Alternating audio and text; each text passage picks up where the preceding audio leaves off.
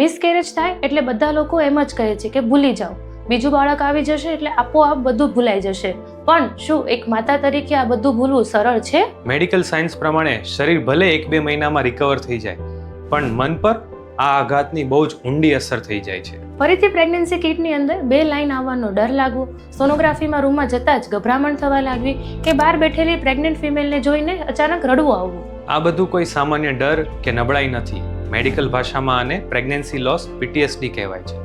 હજુ પણ તમારું મન આ જૂના આઘાતમાંથી બહાર આવી જ નથી શક્યું. અને ઘણી સ્ત્રીઓ આ ડરના કારણે ફરીથી પ્રેગ્નન્સી પ્લાન જ નથી કરતા અને તેઓ અંદર પોતાની જાતને જ બ્લેમ આપ્યા કરે છે. જ્યાં સુધી તમારું મન આ અપરાધ ભાવ કે ડરમાંથી મુક્ત નહીં થાય, ત્યાં સુધી તમારું શરીર પણ તમને પૂરી રીતે સાથ નહીં આપી શકે. એટલે જ નવી શરૂઆત કરતા પહેલા પોતાના શારીરિક સ્વાસ્થ્યની સાથે પોતાના મનના સ્વાસ્થ્યને પણ હીલ કરવું ખૂબ જ જરૂરી છે. આમાં તમારો કોઈ જ વાંક નહોતો. આ વિડીયો દરેક ફિમેલ સાથે શેર કરો કે જેને આ સાંભળવાની ખૂબ જ જરૂર છે.